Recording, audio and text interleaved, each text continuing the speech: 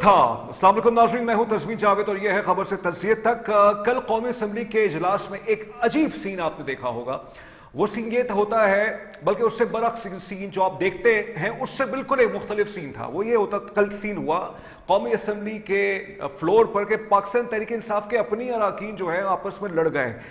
لڑنے کی وجہ سمجھ میں نہیں آئی ہے، بائی دا وے مجھے اس کی وجہ سمجھ میں نہیں آئی، اور کل اس وقت میڈیا نے پورا رپورٹ کیا ہے۔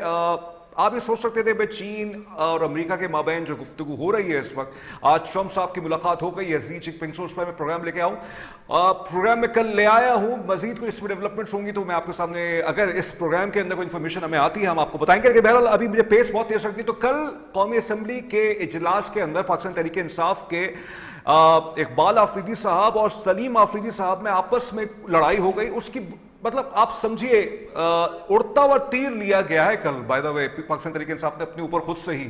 وہ ایسے کہ کل خواجہ آصف صاحب نے تقریر کی، جو ڈیفنس منسٹر ہیں، وزیر دفاع صاحب، انہوں نے جب تقریر کی قومی اسمبلی کے فلور پہ، انہوں نے اس بات کا اعتراف بھی کیا، جو کہ بہت ہی اچھی بات ہے، کہ وفاق اور جو صوبہ خیبر پختونخوا ہے وہ دہشت گردی کے خلاف سیم پیج پر ہے، ایک پیج پر ہے۔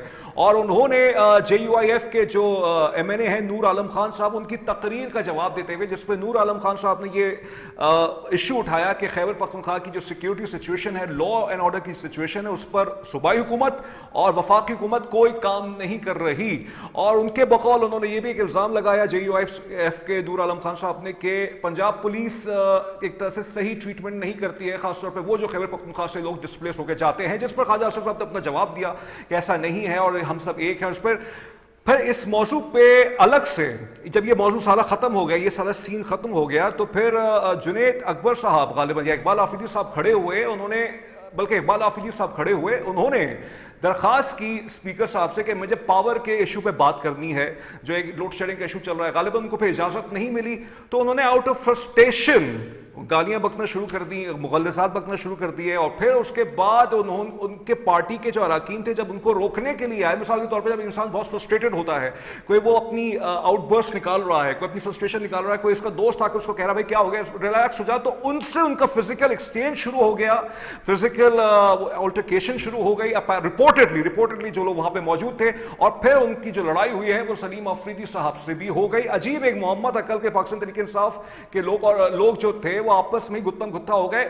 کوئی ایسی بات ہوئی نہیں تھی آن دا فلور، ہو سکتا ہے جب وہ ان کو روکنے کے لیے آئے ہو کچھ آپس میں انہوں نے کوئی ایسی بات کرتی ہو، تو اگر تحریک انصاف کے اندر کی انٹرنل میٹرز خود اپیرنٹلی جو ہیں وہ پورے بیر ہو جائیں، سب کے سامنے آ جائے کہ ان کے آپس میں اختلافات ہیں، تو پھر وہ جو وہ تحریک چلانا چاہتے ہیں، رہائی تحریک چلانا چاہتے ہیں بانی پی ٹی آئی کے حوالے سے، جس پر ایک بہت ہی آج بھی مطلب اسلام آباد ہائی کورٹ کے اندر جو ہے ایک پٹیشن دائر سپریم کورٹ کے اندر جو تھی پچھلے ہفتے جو تھی وہ جا چکی ہے، کہ جس میں میڈیکل ٹریٹمنٹ کے حوالے سے سپریم کورٹ کے اندر جو عمران خان صاحب کی جو ایک اور بہن ہے عظما، انہوں نے جو ڈالی ہوئی ہے کہ ان کی جو میڈیکل ایکسیس دی جائے۔ پھر آج اسلام آباد ہائی کورٹ میں بھی ایک پٹیشن گئی ہے سولیٹری کنفائنمنٹ کے خلاف۔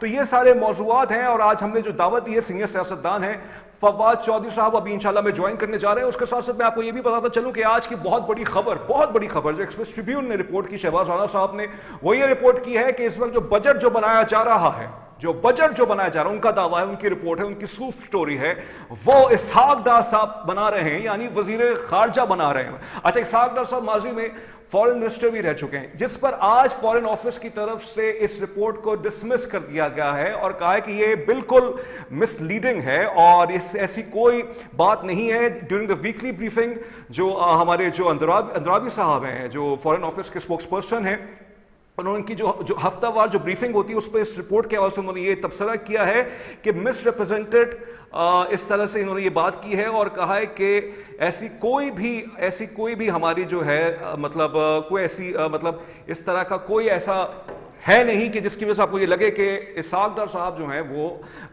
وہ بجٹ بنا رہے ہیں۔ تو یہ دو موٹے موضوعات کا میں نے انتخاب کیا۔ ساتھ فواد چودھری صاحب جو ہیں وہ شندانہ گلزار صاحبہ پہ بہت انہوں نے کرٹیسزم کی ہے حالیہ دنوں کے اندر، اور اوکے ہمیں جوائن کر چکے ہیں، سینئر سیاستدان ہیں اور اپنے آپ کو کہتے بھی ہیں وہ پاکستان تحریک انصاف سے ان کا تعلق ہے، پاکستان تحریک انصاف والے ان کو نہیں مانتے، لیکن بہرحال وہ ایک بہت ہی ایک سینئر منسٹر رہ چکے ہیں، معاشی کے انفارمیشن منسٹر رہ چکے ہیں۔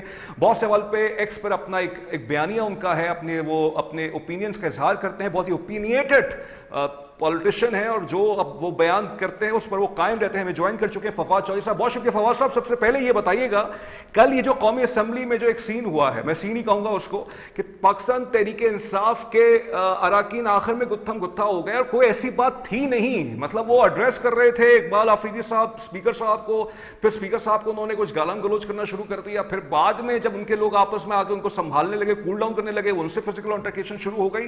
What does this signify? Ji sir. तो इशू ये है कि अपना जो इस वक्त एक सिचुएशन चल रही है नेशनल असेंबली के अंदर, वो ये है कि उसमें जो इनको समझ नहीं आ रही है पीटीआई को कि आखिर उन्होंने पार्लियामान के अंदर पॉलिसी बनानी क्या है।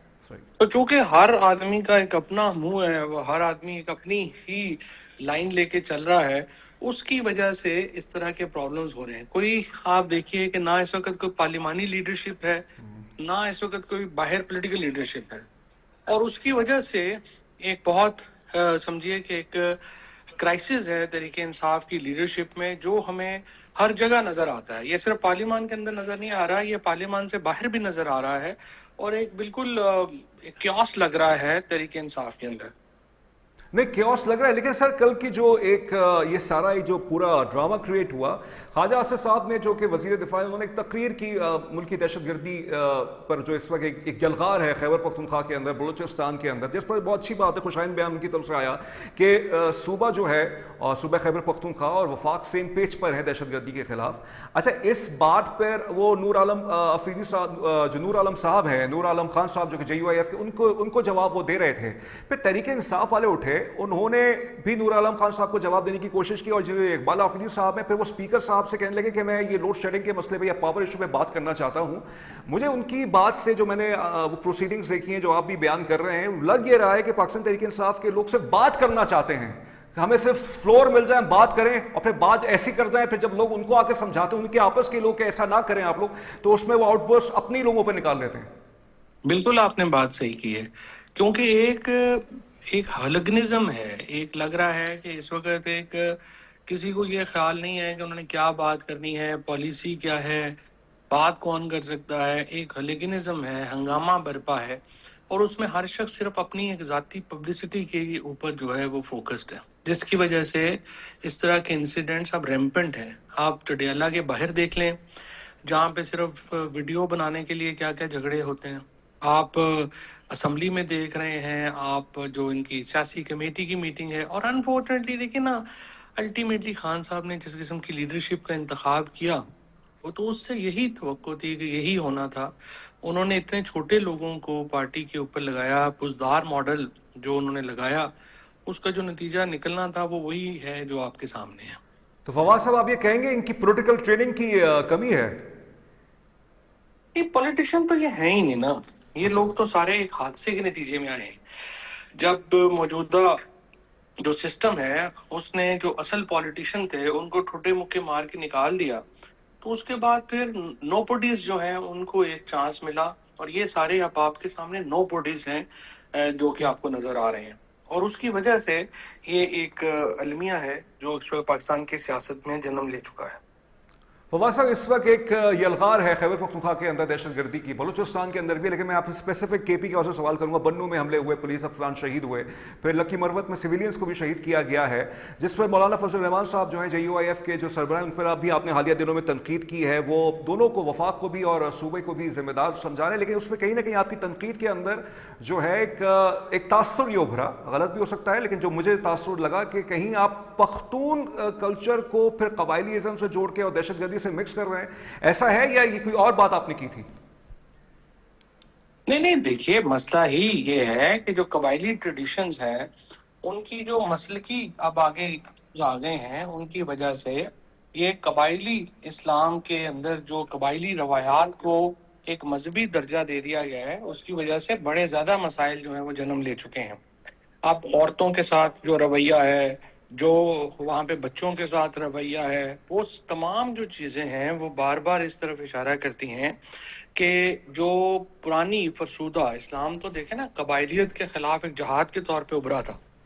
अब ये जो फरसूदा रवायात हैं उनको इन्होंने मजहबी रंग दे दिया है, مولانا فضل الرحمان صاحب کی جو تنقید ہے اس میں بڑا وزن ہے، لیکن دیکھیں آپ اس کو تو اگنور نہیں کر سکتے نا کہ جو اس وقت دیوبند کے علماء ہیں ان کا جو اس وقت شہادتیں ہو رہی ہیں وہ کون کر رہا ہے؟ وہ ایک دوسرے فقہ کے لوگ کر رہے ہیں، اور جب تک آپ فرقہ واریت کو کا جو ایول ہے اس کو آپ ختم نہیں کرتے، اور ہر مدرسے کا مسئلہ یہ ہے کہ ہر مدرسہ جو ہے وہ فرقہ واریت کے اوپر مبنی ہے، کوئی بھی ملک یہ اجازت نہیں دے سکتا اپنی پاپولیشن میں یا اپنی آبادی کے اندر اس طرح کہ وہ فرقہ واریت کے اوپر مبنی جو پالیسیز ہیں ان کو اس طرح سے بڑھاوا دیا جائے۔ یہ 80 کی دہائی میں ایک سلسلہ شروع ہوا اور اب یہ سلسلہ ختم ہونے میں نہیں آ رہا، اور یہ ایک بڑا انفارچونیٹ ہے۔ نہیں، اس بالکل ایک انفارچونیٹ انسیڈنٹ ہے۔ مولانا ادریس کی شہادت ایک بہت اندوناک واقعہ ہے، جو یو آئی ایف کے بہت ہی سینئر رہنما تھے وہ، اور ان کی شہادت ہے۔ اس پہ مختلف کلیمز ہیں۔ جاوید چودھری صاحب یہ دعویٰ کر رہے ہیں کہ انہوں نے چونکہ ایک تقریر کی تھی فیلڈ مارشل صاحب کے حق میں، انہوں نے کہا تھا کہ انہوں نے ہرایا ہے اور خارجیوں کے خلاف انہوں نے جو کامیابی حاصل کی ہے اس وجہ سے ان کو ٹارگٹ کیا گیا ہے۔ تو سر، پر یہ تو ایک سیکٹیرین اینگل نہیں ہوا نا، یہ تو ایک انٹرنیشنل ایک جو ایک پاکستان کے خلاف سازشیں ہو رہی ہیں اس حوالے سے سارے معاملات ہیں۔ نہیں ہے تو ظاہر ہے کہ اس کا جو انڈیا ہے، افغانستان ہے، وہ تو اس میں ملوث ہے پوری طرح، اس میں تو کوئی شبہ نہیں ہے، لیکن اس کی جو جینیسس ہے وہ فرقہ واریت کے اوپر مبنی ہے، اور اس کا جو تمام تر اس وقت جو آپ سمجھیے کہ عمل ہے، جو اس میں ملوث لوگ ہیں جو آپ کو سامنے نظر آتے ہیں، وہ سارے کے سارے مدرسوں کے اسٹوڈنٹس ہیں، ٹھیک ہے نا؟ یا تو وہ نہ ہوں، ایسا تو نہیں ہے، ساروں کے سارے انسیڈنٹ جو ہیں ان میں مدرسوں کے اسٹوڈنٹس جو ہیں وہ ملوث ہیں، اور آپ کے سامنے ہے کہ جو تعلیم وہ دے رہے ہیں، جب تک آپ ریاست اس ایک بنیادی مدعے سے ہاتھ نہیں اٹھاتی تو جو بین الاقوامی ایجنسیز ہیں جو پاکستان کے خلاف ہیں ان کو تو پھر آپ چارہ آپ دے رہے ہیں۔ صحیح، بہرحال یہ آپ کا موقف ہے اس پہ ناظرین، یہ فواد چودھری صاحب کا موقف ہے، لیکن اس میں دوسرا نیریٹو بھی ہم اس کی طرف نہیں جانا چاہیں گے۔ لیکن فواد صاحب یہ بتائیے گا، ایک سوال ہے اس وقت پاکستان تحریک انصاف کے حوالے سے، آج اسلام آباد ہائی کورٹ میں ایک اور پٹیشن ڈال دی گئی ہے بانی پی ٹی آئی کی جو قید تنہائی ہے اس کے خلاف۔ پرسوں ہم نے دیکھا، بلکہ پیر کے روز جو ہے جو عظمیٰ صاحبہ ہیں عمران خان صاحب کی ہمشیرہ، انہوں نے وہی میڈیکل بیسس پہ پٹیشن ڈالی ہے کہ ان کے جو بھائی ان تک جو ہے میڈیکل ایکسیس نہیں مل رہی ہے۔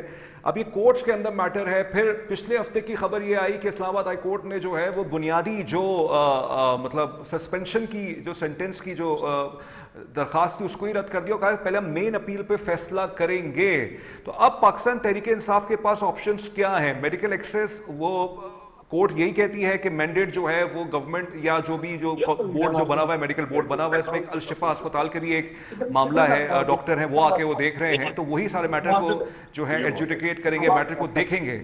تو اس وقت تحریک انصاف کے پاس کیا وہ بند گلی میں ہے یا اس کے پاس کوئی اور آپشنز بھی ہیں آؤٹ آف دا کورٹ؟ ان کو سچی بات ہے کہ کوئی سمجھ نہیں آ رہی کہ ہم نے کرنا کیا۔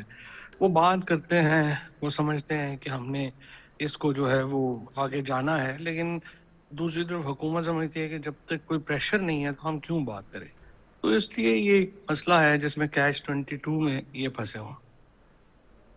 صحیح۔ اچھا فواد صاحب یہ بتائیے گا، تو بانی پی ٹی آئی کے حوالے سے کوئی آپ کو نظر آ رہا ہے صورتحال آگے ان کی کوئی رہائی کے حوالے سے؟ اس وقت تو نظر نہیں آ رہا۔ ایک تو عمران خان بڑے اتنے ہیں کہ ان کو ریلیز کرنا جو ہے وہ حکومت اور موجودہ نظام سمجھتا ہے کہ ہمارے لیے خطرہ ہے، اور دوسری طرف پی ٹی آئی کو اتنا بڑا چیلنج جو ہے وہ کرنی دے نہیں پا رہی، لہٰذا ایک ایسی صورتحال ہے جس میں اسٹیٹس کو ہی جو ہے وہ برقرار رہتا نظر آ رہا ہے۔ فواد صاحب یہ بتائیے گا، آپ سے آخری میں سوال اس حوالے سے کرنا چاہوں گا، کچھ پچھلے ہفتے بلکہ پچھلے دنوں میں ایک افواہیں چلی ہیں 18ویں ترمیم کو رول بیک کرنے کی، اور کہیں وہ زرداری صاحب کو ہٹانے کی بھی خبریں چل رہی تھیں، لیکن کل ہم نے دیکھا اسلام آباد میں انہوں نے اعزازی جو سویلین ایوارڈز ہیں وہ بانٹے ہیں، دیے ہیں as a president of Pakistan. So is this place secure in the given context, یا آپ کو لگتا ہے کہ افواہوں میں دم ہے، یا یہ افواہیں دم توڑ جائیں گی آگے جا کے؟ جی فواد صاحب، ہلو، اوکے، فواد صاحب سے ہمارا رابطہ بھی اوکے، فواد صاحب ہمیں بیچ میں ہی چھوڑ کے چلے گئے، بہرحال ان کو کہیں اور جانا ہوگا۔ بہت شکریہ آپ کا فواد چودھری صاحب، آپ نے ہمیں وقت دیا۔ اور اب ہمارے سیکنڈ سیگمنٹ میں ہم محمد زبیر صاحب کو، جو سابق گورنر سندھ ہیں اور تحریک انصاف میں ہے نہیں لیکن بیانیہ ان کا تحریک انصاف والا ہی لگ رہا ہے، پہلے وہ نون لیگ میں ہوتے تھے، مریم نواز صاحبہ سے غالباً کے اختلافات ہو گئے تھے، وہ ترجمان بھی تھے اوکے، ایک زمانے میں وہ ترجمان بھی تھے مریم نواز صاحبہ کے، لیکن اس وقت کی موجودہ حکومت کو بہت بری طرح سے وہ سلام کرتے ہیں، ان کو سینسر کرتے ہیں، تنقید کا نشانہ بناتے ہیں محمد زبیر صاحب. اور آج ان سے ہم نے درخواست کی ہے کہ وہ ہمارے پروگرام میں، ہمارے پروڈیوسر صاحب لگے ہوئے تھے کہ آپ آ جائیں، آج انہوں نے ان کے کہنے کو مان لیا ہے، اور بہت شکریہ پروڈیوسر صاحب کہ آپ کے کہنے پہ محمد زبیر صاحب آپ آ رہے ہیں. لیکن بات یہ ہے کہ میں ان سے پوچھوں گا کہ یہ جو آج ایکسپریس ٹریبیون کی رپورٹ چھپی ہے جس میں یہ کہا گیا ہے کہ ان کا دعویٰ ہے شہباز رانا صاحب کا کہ اب بجٹ جو ہے وہ بنائیں گے موصوف اسحاق ڈار صاحب. اچھا، اسحاق ڈار صاحب کا پہلے آپ کو پتا ہے نا کہ وہ ایک فائنانس منسٹر رہ چکے ہیں اور نواز شریف صاحب کے بہت ہی کلوز کانفیڈنٹ سمجھے جاتے ہیں اور نواز شریف صاحب کو پورا ٹرسٹ ہے. لیکن آپ کو یاد ہوگا کہ جب پی ڈی ایم کی پہلی حکومت تھی تو یہی اسحاق ڈار صاحب تھے جو اس وقت وزیر خارجہ ہیں اور ایک بہت ہی پرو ایکٹیو رول ادا کر رہے ہیں. تو اس وقت as a foreign minister, as a finance minister انہوں نے کہا تھا کہ ہمیں آئی ایم ایف کی کوئی ضرورت نہیں ہے. اس کا پھر آپ کو نقصان یاد تھا کہ قسط آپ کو ملنے میں بہت دیر ہو گئی تھی، غالباً 6 یا 7 مہینے لگے تھے. جولائی 2023 میں جا کے قسط آئی تھی، اور جب ان کی حکومت جو تھی وہ بالکل جانے والی تھی اگست کے مہینے میں، 6 یا 7 مہینے لگے تھے. بہت ایک امپیڈمنٹ، روڈ بلاک پورا کریٹ ہو چکا تھا، بہت نقصان ہو چکے تھے. تو ابھی ہم محمد زبیر صاحب سے پھر سے رابطہ کر رہے ہیں کہ اگر وہ آ جاتے ہیں ہم ان کے سامنے یہ سوال کرتے ہیں. بہرحال اس وقت ہم بریک لیتے ہیں اور بریک کے بعد پھر سے آتے ہیں.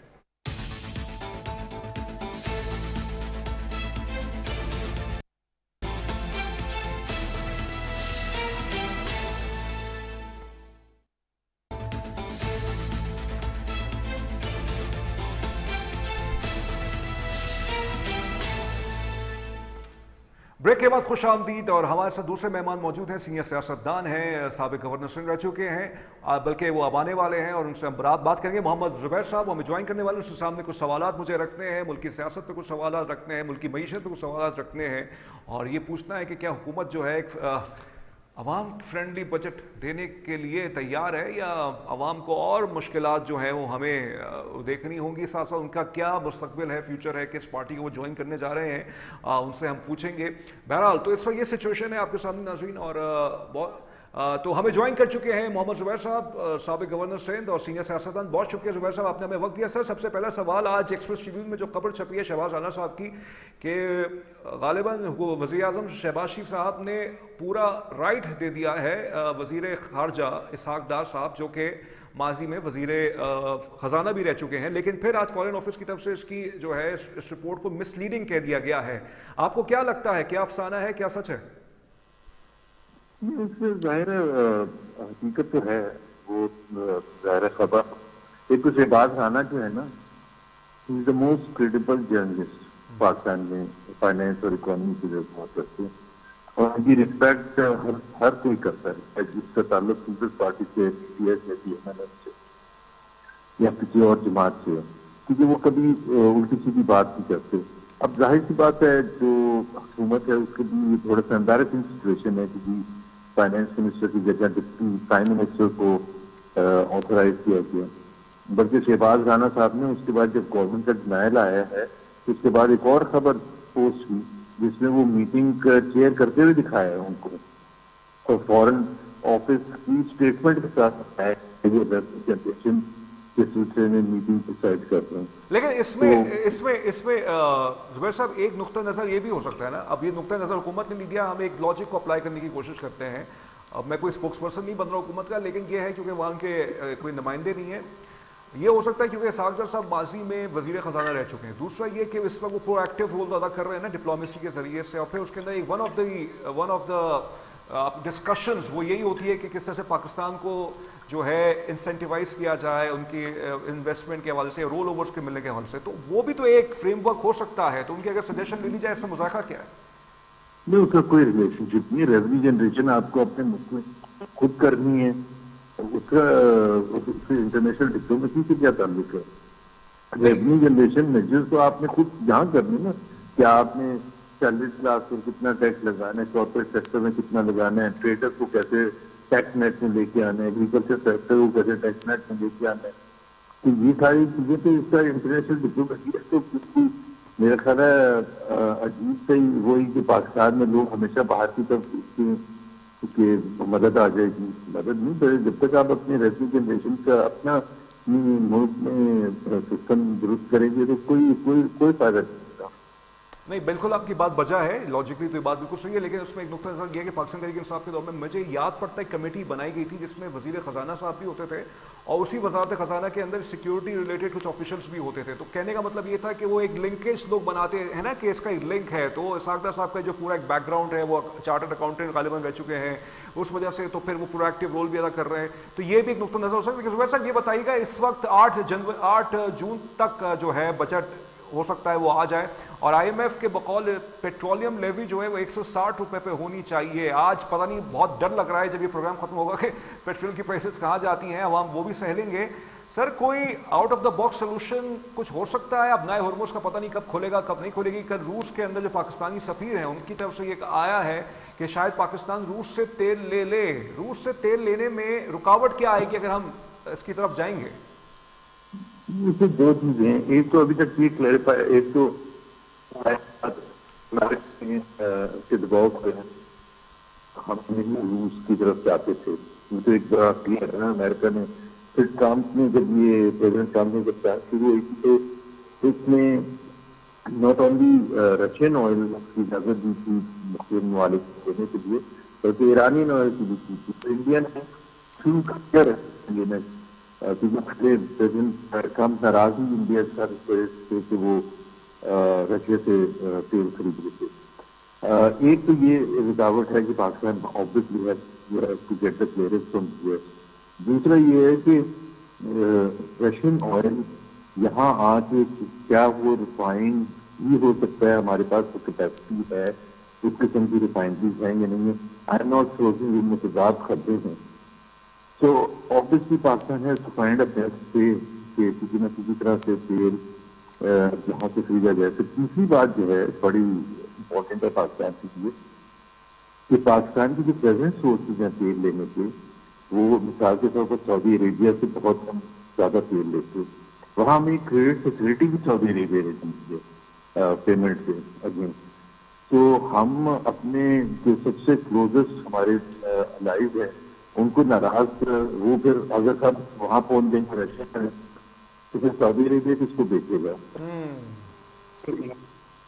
Interesting, very interesting. بالکل یہ بھی ایک آگے سچویشن ایوالو ہو سکتی ہے. زبیر صاحب یہ بتائیے گا، یہ بہت ہی اب ایک سوال یہاں پہ پیدا ہوتا ہے کہ یہ پرسوں منسٹری آف فائنانس کی طرف سے جو ایک رپورٹ آئی ہے کہ پاکستان کی جو حکومت ہے پچھلے 1 سال کے اندر سب سے زیادہ جو اس نے ٹیکس کلیکشن کی ہے پیٹرولیم لیوی کے ذریعے سے کی ہے، اور تنخواہ اور دوسرا کارپوریٹ سیکٹر سے، اور پھر تیسرا صوبوں نے جو سرپلس دیا. یہ 3 غالباً 2 یا 3 ہی اس طرح کے نکات ہے.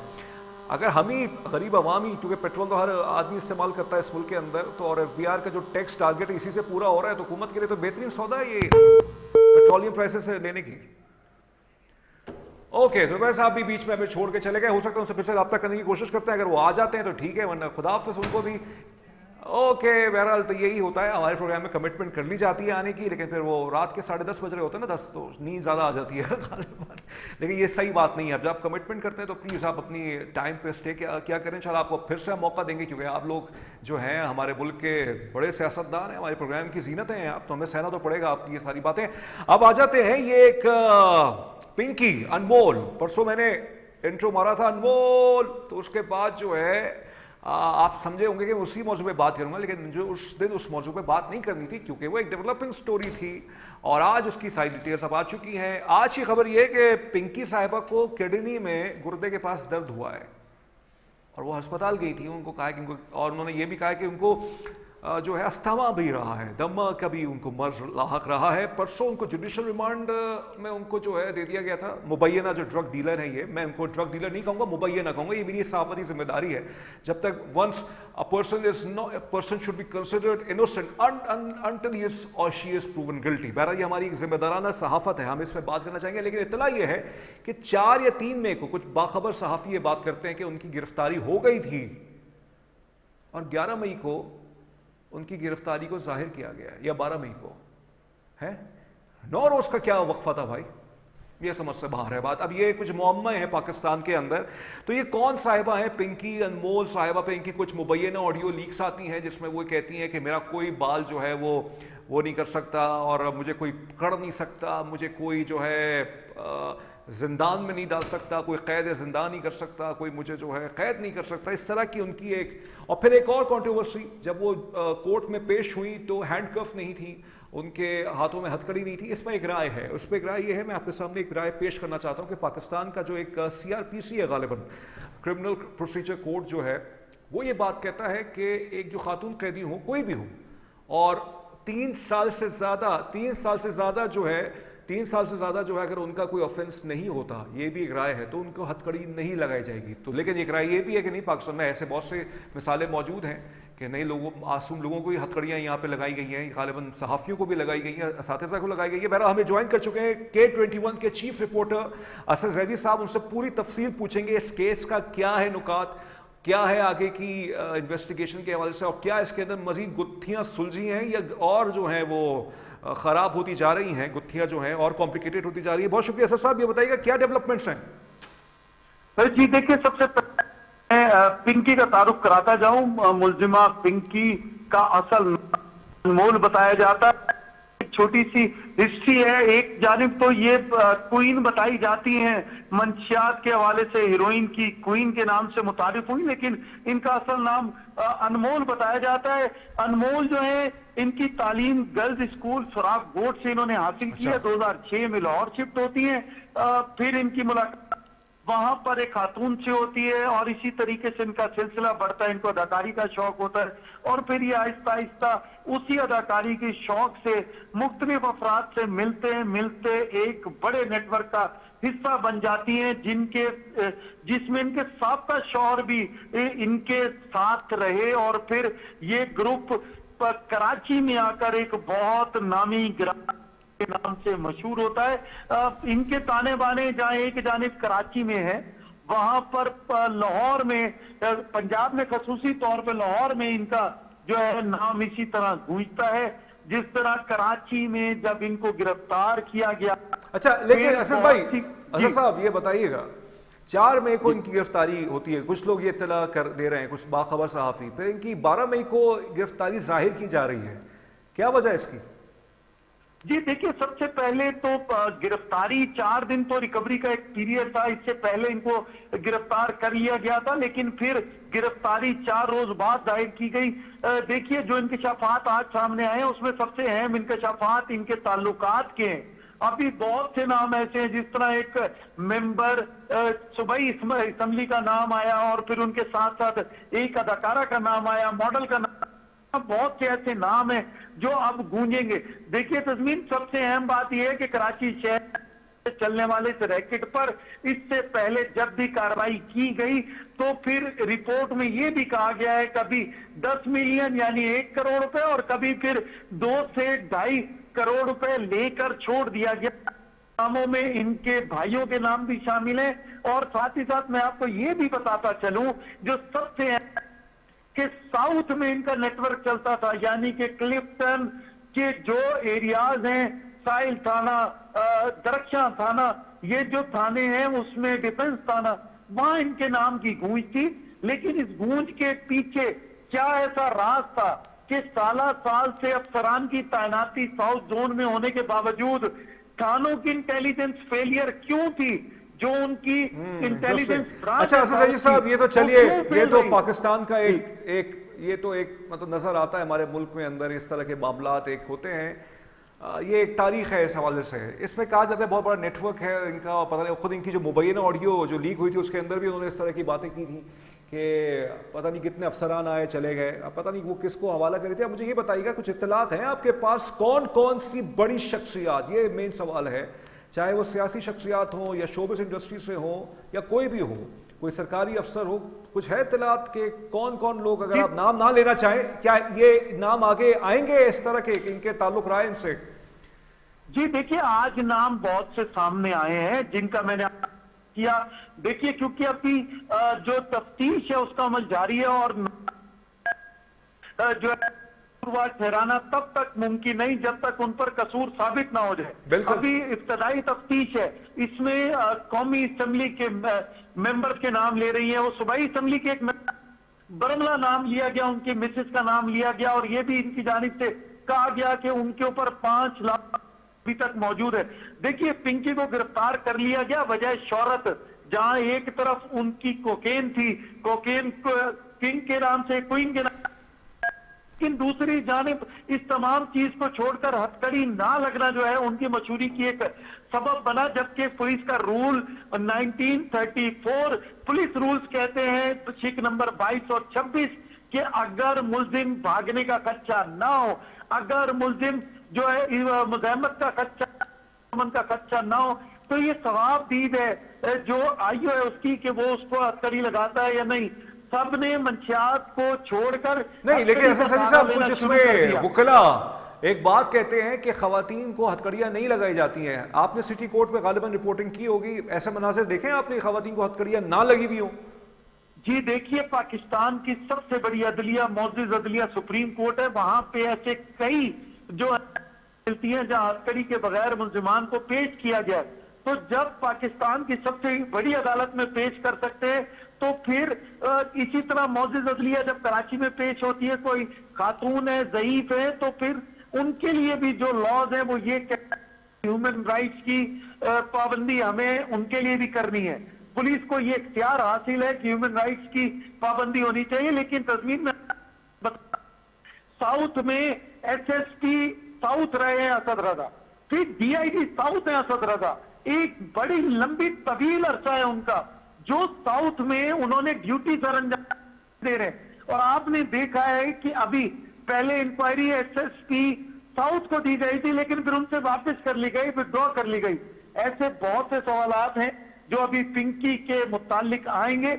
वजीर आला जो पंजाब की हैं उन्होंने भी इस पे नोटिस ले लिया है, क्योंकि उनके पास भी जब उन्होंने सवाल किया कि क्या इसका नेटवर्क पंजाब में है, तो फिर उनको बताया गया कि बिल्कुल इनके ऊपर वहां पर भी केसेस हैं। इनके जो साबिक शौहर है राना अकरम, उनको भी तलब कर लिया गया है, उनसे भी चीजें ली जा रही है। तो ये बैनुल सूबाई ग्रुप था जिसका काम था कि वो मंशियात की तरसील जो लोकल बसेस चलती हैं उनके जरिए किया करते थे, और आज इस नेटवर्क का एक बहुत बड़ा कारिंदा जो अच्छा, एक इत्तला आखिरी सवाल साहब जी, एक आप अपनी आखिरी बात आप मुकम्मल कीजिए, आप कुछ बहुत इंपॉर्टेंट बात बता रहे थे, बताइए। देखिए, एक ऐसी शॉप जहां से दिन किया जाता था, वहां से जो तफ्तीशी हुकाम है उन्होंने एक शख्स को जो गिरफ्तार किया है जिसने बताया कि ये जो पैसे हैं वो ट्रांसफर किए जाते थे मुख्तलिफ जो सोशल मीडिया ऐप्स हैं उनके थ्रू, जो इजी मीडियम है पैसे भेजने का, उसका ठीक है। अच्छा साहब ये बताइएगा, ये बिल्कुल इसमें तो राइडर्स की भी बात आ रही है, खातून राइडर्स की जो सप्लाई करती थी मुबैना तौर पे। एक कयास आई है जो सहाफती हलकों में भी इस पे बात हो रही है कि कोई मशहूर सियासतदान, उनके गालिबन बेटे या बेटी, अभी मुझे कन्फर्म नहीं है, वो भी इनका शिकार हो गए थे इनके नेटवर्क का, गालिबन उसकी वजह से भी पुलिस एक्शन में आई है और लिया है। क्योंकि जाहिर बात है गरीब का बच्चा मरे तो गालिबन पुलिस को ज्यादा एहसास नहीं होता है, लेकिन बच्चे सबके इक्वल हैं, मैं ये बात कहूंगा, बच्चे सबके बराबर हैं। लेकिन हमारे मुल्क में कहीं ना कहीं ये तासुर जाता है कि कानून का मेयार बड़े के लिए कुछ है, दूसरे के लिए कुछ। ऐसी कोई इत्तला है आपके पास के बाद पुलिस एक्शन में आई है? जी देखिए, अब आज से कुछ रोज कबल जो है सिंध की एक मशहूर शख्सियत है, उनका बेटे की इंतकाल हुआ, जिस पर हमने देखा कि तमाम सूबाई वुज़रा भी वहां मौजूद थे, सीएम सिंध भी मौजूद थे। इससे कबल भी एक ऐसी शख्सियत की बेटी जो है वो दुनिया से चली गई, लेकिन अब तक तफ्तीशी हुकाम ये बताने में नाकाम है कि क्या वो भी इसी से जुड़े हुए, लेकिन ये क्या सराहियां जरूर की जा मुस्तक़िला तौर पर ये बात अभी तक कंफर्म नहीं हो सकी। लेकिन मैं आपको तज़मीन ये बता दूं कि अब भी किबला दुरुस्त नहीं है। कई लाशें जो मिली गुज़िश्ता अदवार में, जिसमें गेस्ट हाउसेस के नाम, ऐसी जगहों के नाम लिए गए जहां पर मंशियात आम मिलती रही और अब भी मिल रही है।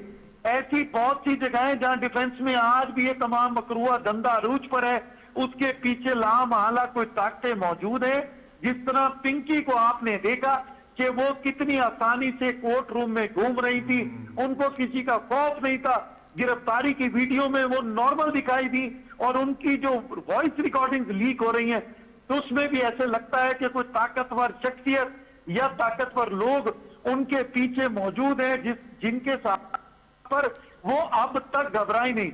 लेकिन उम्मीद की जाती है कि तफ्तीशी हुकाम जब इसके आखिरी जो हम इनकी तफ्तीश देखेंगे उसमें ऐसे बड़े नाम जरूर हैं जिनको मंजर आम पर लाया गया, तो शायद ठीक बहुत है। से लोगों के घर बार जो इंशाल्लाह। उनके नामों से चल रहे हैं उनका कारोबार बंद हो जाएगा।